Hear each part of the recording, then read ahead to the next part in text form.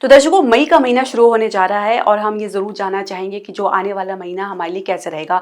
एक तो ग्रह गोचर की स्थिति में बहुत ज़बरदस्त परिवर्तन हो रहा है, काफ़ी ज़्यादा परिवर्तन हम कह सकते हैं। और मुख्य जो ग्रह जिसमें बृहस्पति है, राहु केतु है, इनका राशि परिवर्तन हो रहा है। शनि का पहले ही हो गया है 29 मार्च को। तो अब ये जो परिवर्तन हो रहा है बाकी अन्य ग्रह के साथ क्या परिणाम लेकर आएंगे, हमारे जीवन के प्रत्येक क्षेत्र इन ग्रहों की ग्रह गोचर से ही प्रभावित होते हैं, इनकी एनर्जी से प्रभावित होते हैं। क्योंकि जो भी हमारे ग्रह गोचर की स्थिति बनती है, चाहे वो कुंडली में हो चाहे वो वास्तविक स्थिति में हो, उसका प्रभाव हमारे जीवन के प्रत्येक क्षेत्र में देखने को मिलता है। फिर चाहे वो हमारा स्वास्थ्य क्यों ना हो, शिक्षा करियर हो, कार्य क्षेत्र हो, व्यवसाय बिजनेस हो, प्रेम संबंध हो या विवाहित जीवन हो, तो सबको समझना बहुत जरूरी है। तो इसी आधार पर हमने मासिक राशिफल देश की श्रृंखला की हमने जो शुरुआत करते हैं हर महीने से पहले, तो हमने तो शुरुआत कर दी है और हमने अब तक आपको 3 राशियों के बारे में अलग अलग वीडियो में बता चुके हैं।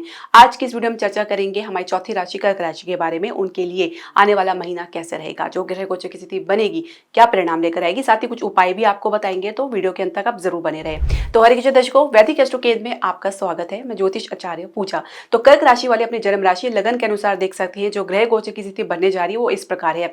लगन भाव में जो है मंगल गोचर कर रहे हैं और लग्नेश जो चंद्रमा है फिलहाल अपने जो गोचर की शुरुआत कर रहे हैं वो आपके द्वादश भाव से कर रहे हैं। इसके अलावा केतु आपके तृतीय भाव में गोचर कर रहे हैं और सूर्य आपके दशम भाव में गोचर कर रहे हैं।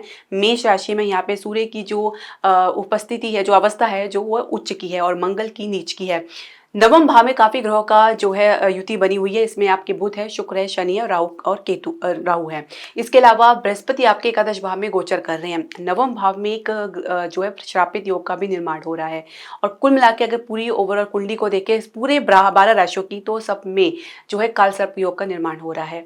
अब इसमें कुछ परिवर्तन आप देखेंगे, जैसे कि बुध 7 मई को मेष राशि में प्रवेश कर जाएंगे, दशम भाव में यहाँ पे सूर्य के साथ युति बनाएंगे।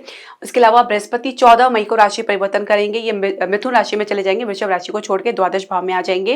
राहु 18 मई को राशि परिवर्तन करेंगे, ये कुंभ राशि में आ जाएंगे, मीन राशि को छोड़कर, ये पीछे की गति से चलते हैं। और केतु जो है सिंह राशि में आ जाएंगे, कन्या राशि से निकल के। सूर्य जो है वो 15 मई को राशि परिवर्तन करेंगे और वृषभ राशि में चले जाएंगे, यानी आपके एकादश भाव में चले जाएंगे। और उसके बाद बुध पुनः राशि परिवर्तन करेंगे और 23 मई को ये भी वृषभ राशि में चले जाएंगे, यानी यहाँ पे इनकी युति रहेगी सूर्य के साथ एकादश भाव में। उसके बाद शुक्र की बारी आएगी, 31 मई को ये राशि परिवर्तन करेंगे, नवम भाव से निकलकर आपके दशम भाव में आ जाएंगे। हालांकि शुक्र की अवस्था उच्च की बनी हुई है, परंतु ये जो अवस्था उच्च की बनी हुई है ज्यादा मजबूत नहीं है, कमजोर है, क्योंकि साथ में राहु और शनि का भी युति बनी हुई है। तो ये जो आप ग्रह गोचर जो लंबा चौड़ा देख रहे हैं ये मई के महीने में घटेगा और इसका जो प्रभाव आपके जीवन में आएगा उसका विवेचन आपको देने से पहले मैं आपसे एक निवेदन करना चाहूंगी कि आप हमारे चैनल को सब्सक्राइब करें, बेल नोटिफिकेशन जरूर प्रेस करें। इसके अलावा आप हमारे चैनल को लाइक और शेयर जरूर करें। तो देखिए, स्वास्थ्य की यदि हम बात करें तो देखिए बृहस्पति जो है आपके द्वादश भाव में जाएंगे 14 मई को। उससे पहले जो है आपके बृहस्पति की जो एकादश भाव में इनका जो गोचर चल रहा था ये खत्म हो जाएगा 14 मई को।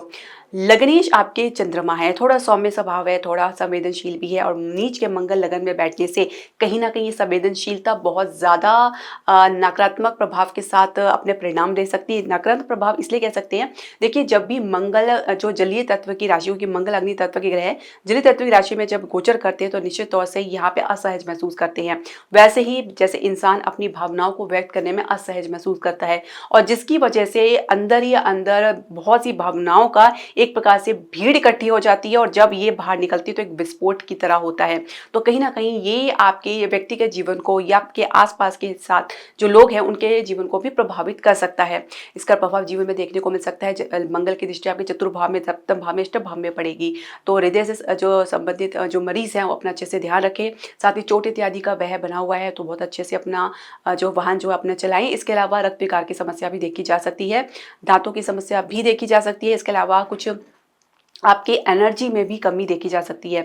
हालांकि जो सूर्य आपके उच्च के बैठे हुए दशम भाव में बैठे हुए हैं, आपका आत्मविश्वास काफ़ी जो है बलवंत रहेगा और कहीं ना कहीं आप अपने आत्मविश्वास के बल से बहुत सी समस्याओं का आप सामना करने में सक्षम रहेंगे। सूर्य एकादश भाव में भी जाकर आपके लिए लाभप्रद ही साबित होगा। कुल मिला के अगर हम समझे मई का जो महीना आपके स्वास्थ्य की दृष्टि से सामान्य रहने वाला है। अपना ध्यान रखें और अपने अच्छे से जो है खान पान को उचित रखें। हो सके तो मेडिटेशन जरूर करें और प्रत्येक सोमवार को शिवलिंग पे कच्चा दूध जरूर अर्पित करें। इसके अलावा अगर हम शिक्षा करियर की बात करेंगे तो देखिए जो पंचमेश है वो मंगल भी है और केतु भी माने जाते हैं।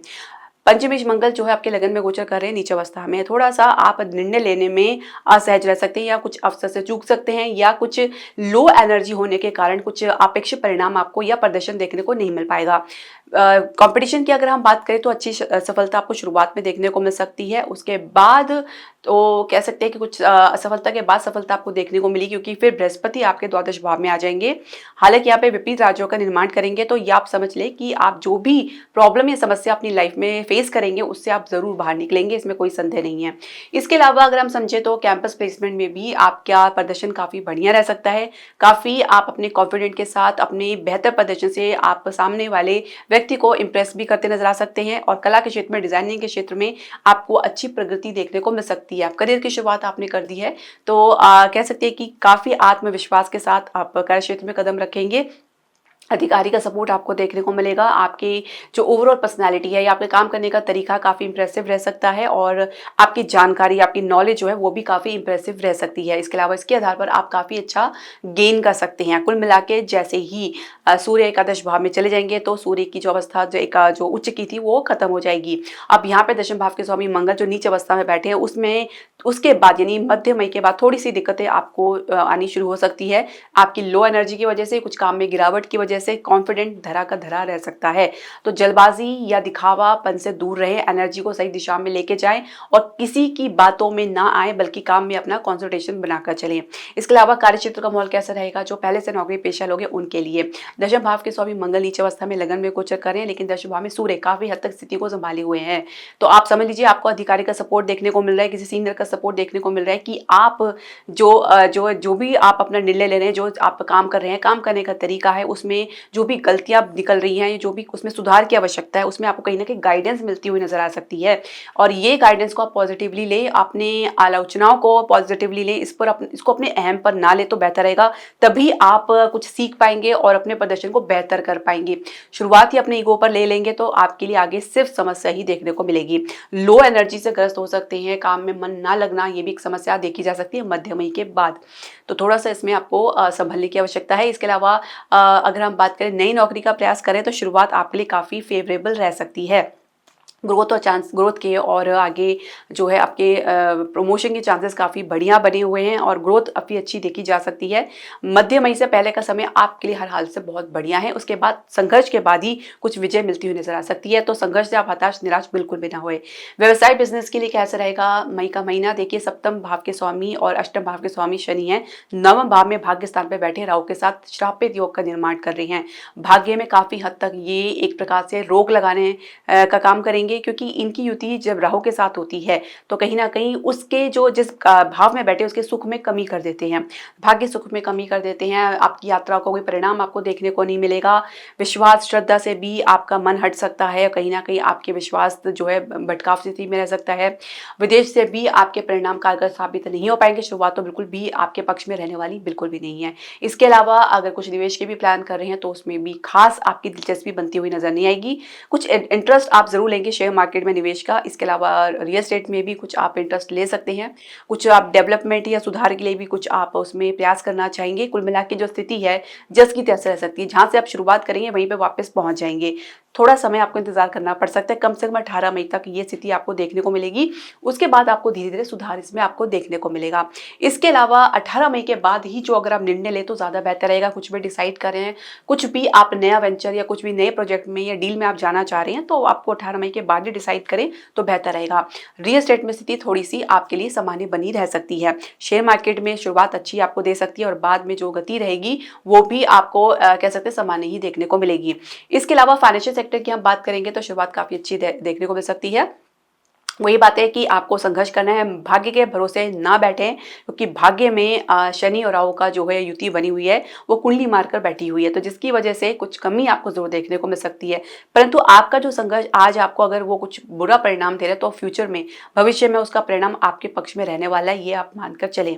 अब प्रेम संबंध के लिए कैसा रहेगा मई का महीना कर्क राशि वालों के लिए? कर्क राशि वाले वैसे भी बहुत संवेदनशील होते हैं, बहुत जल्दी प्रेम जो है प्रकरण में फंस जाते हैं और हर किसी के साथ इमोशनल कनेक्शन महसूस करते हैं।